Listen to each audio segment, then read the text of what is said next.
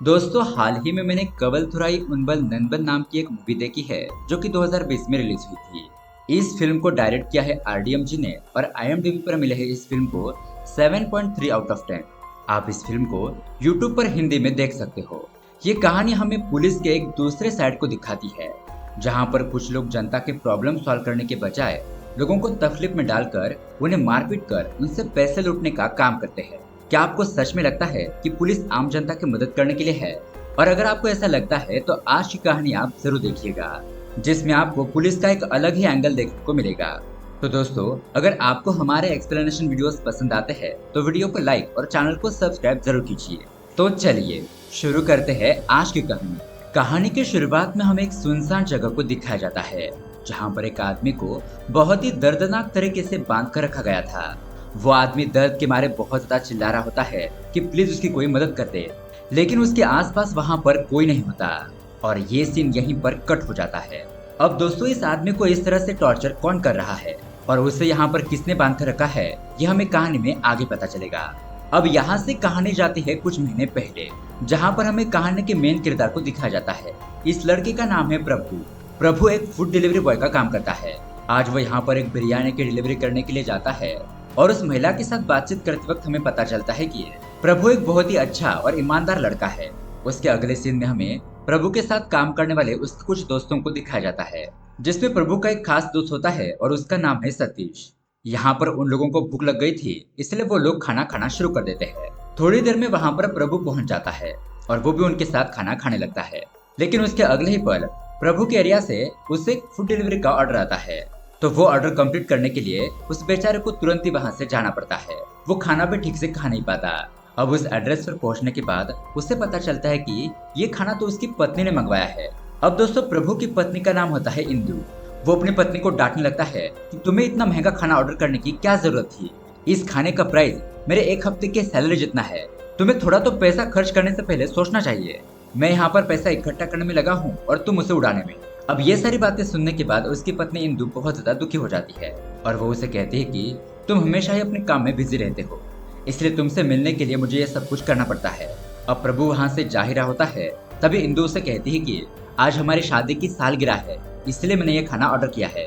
मुझे भी पैसे वेस्ट करने का कोई शौक नहीं है। तो ये बात सुनकर प्रभु को अपनी गलती का एहसास हो जाता है कि उसने बेवजह अपनी पत्नी को डांट दिया। आज उनकी सालगिरह थी तो इतनी खुशी मनाना तो बनता है। फिर प्रभु अपनी पत्नी के पास जाता है और उसे माफी मांगता है। कहता है कि मुझे ऐसा नहीं बोलना चाहिए था, मुझे माफ कर दो। और उसकी पत्नी उसे माफ कर देती है। अब उसके बाद हमें उन दोनों की प्यारी सी लाइफ को दिखाया जाता है। ये दोनों एक दूसरे से बहुत ज्यादा प्यार करते हैं और अपनी जिंदगी बहुत ही हंसी खुशी बिता रहे होते हैं। खैर, अब उसके अगले दिन हम देखते हैं सतीश एक एजेंट भाई से मिलने के लिए जाता है। यहाँ पर वो उसे कुछ पैसे देता है और उन दोनों की बातों से हमें पता चलता है कि ये जो एजेंट है वो सऊदी में लोगों को काम करने के लिए भेजता है। प्रभु ने भी इस काम में ज्वाइन होने के लिए जैसे तैसे करके 2 लाख रुपए इकट्ठा कर लिए थे और वो ये सारे पैसे एजेंट को दे देता है ताकि वो उसे अच्छी जॉब पर लगा सके। प्रभु कहता है कि भाई, मुझे इस महीने की बैच में उनके साथ भेज दो। तो वो एजेंट कहता है कि अभी वहाँ पर लोगों की रिक्वायरमेंट नहीं है, तुमने टाइम पर पैसे दे दिए होते तो मैं तुम्हें पहले ही भेज देता। अब थोड़े दिन रुको, जैसे रिक्वायरमेंट आती है मैं तुम्हें भेज दूंगा।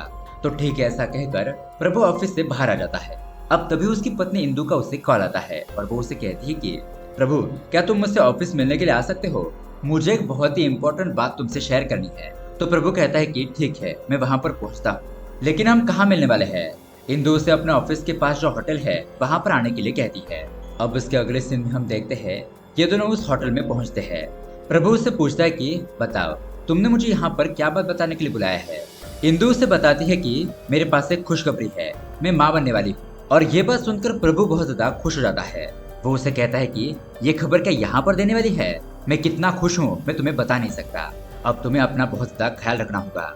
और ये बात तुम्हें कब पता चली? इंदु बताती है कि आज सुबह ही ऑफिस जाने से पहले मैं डॉक्टर से मिलने के लिए गई थी, इसलिए मैंने तुम्हें यहाँ पर ये बात बताने के लिए बुलाया है। अब इसके बाद ये दोनों यहाँ पर खाना खाते हैं और इंदु उसे कहती है कि आज शाम को मुझे तुम ऑफिस से लेने के लिए आ जाना, मैं तुम्हारा इंतजार करूंगी। प्रभु कहता है कि ठीक है, मेरा काम खत्म करने के बाद मैं जल्दी टाइम पर पहुंचने की कोशिश करूंगा, फिर हम मिलकर एक साथ घर पर जाएंगे।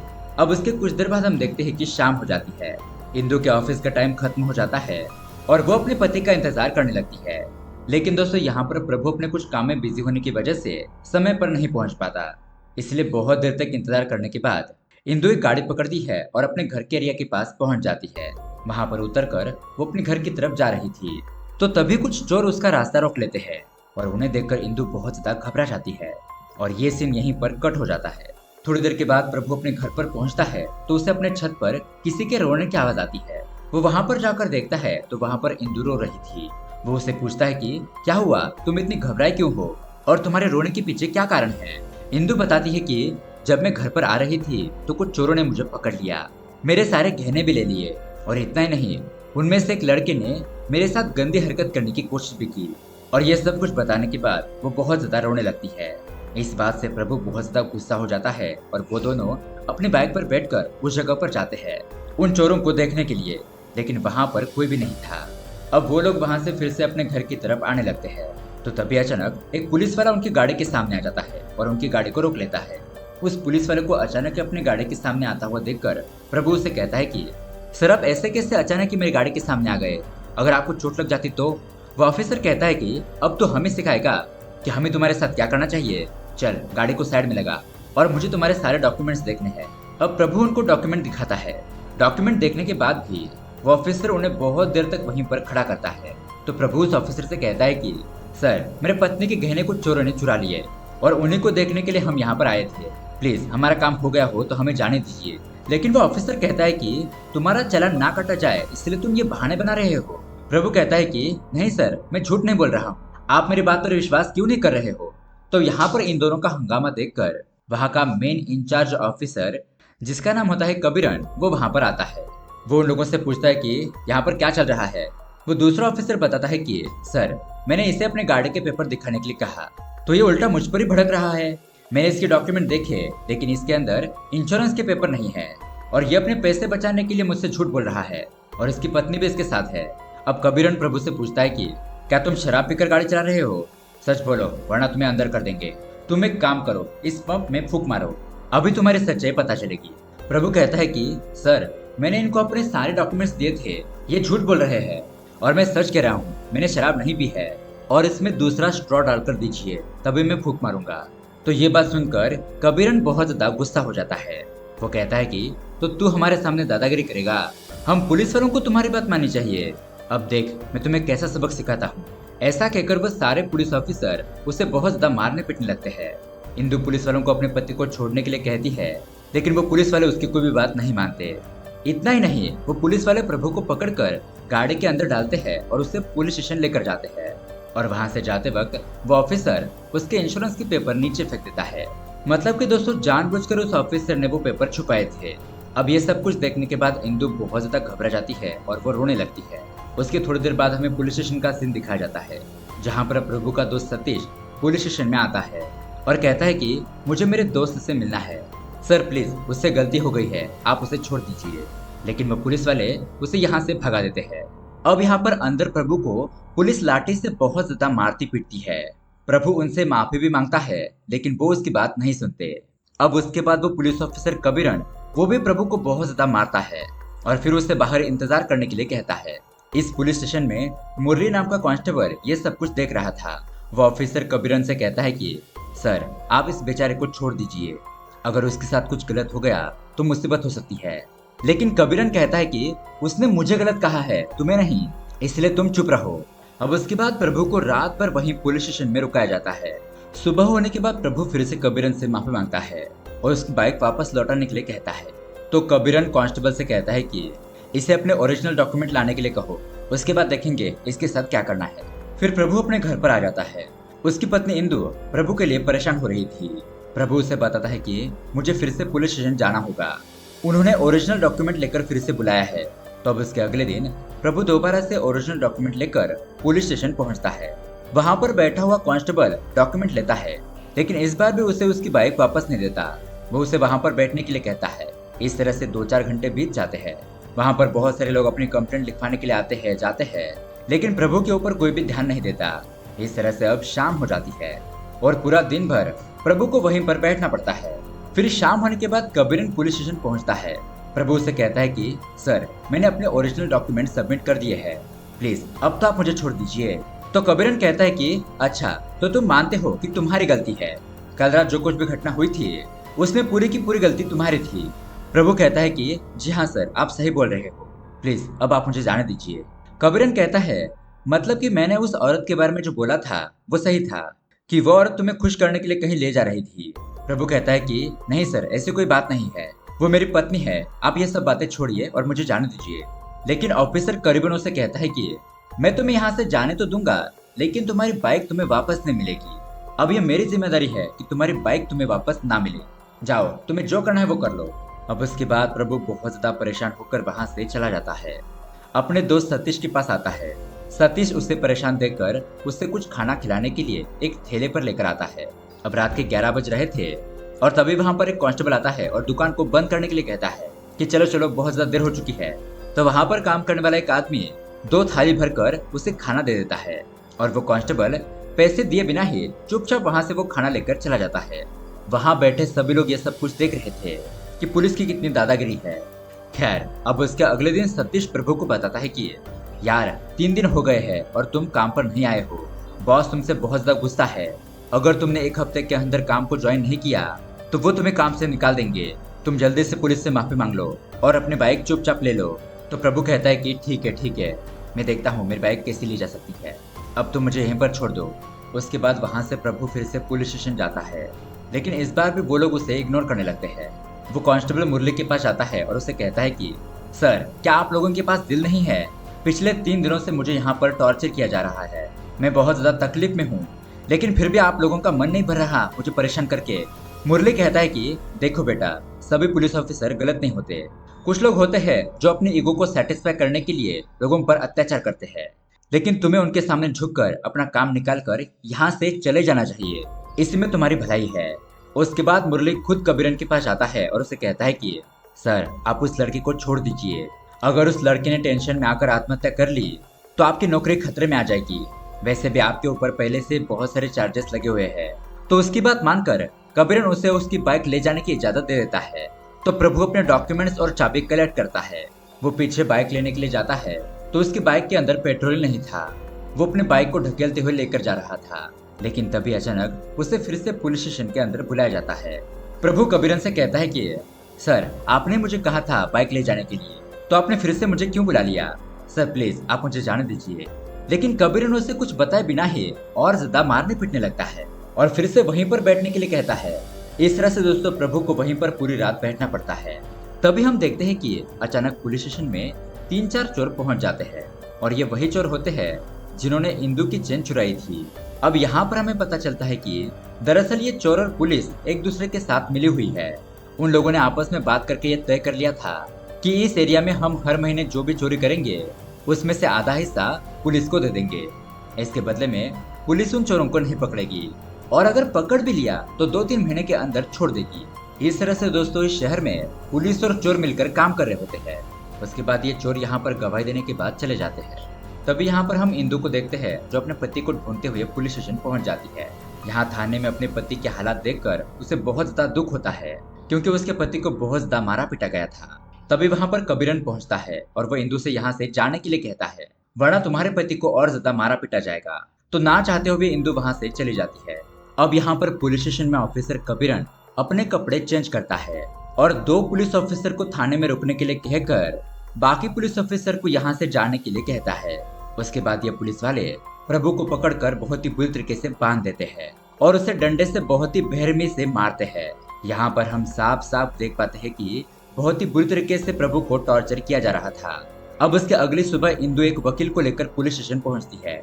वकील कबीरन से पूछता है कि क्या आपने मेरे क्लाइंट के खिलाफ एफआईआर दर्ज की है, मुझे उसका पेपर दिखाइए। तो कबीरन ने अभी तक एफआईआर फाइल नहीं की थी। वकील कहता है कि आपने एफआईआर फाइल नहीं की और प्रभु को इतनी बड़ी सजा दे रहे हो, अगर इसके खिलाफ हमने कंप्लेंट कर दी तो आपको दिक्कत हो जाएगी, इसलिए आप इस मैटर को यहीं पर निपटा दीजिए और मेरे क्लाइंट को सही सलामत यहाँ से छोड़ दीजिए।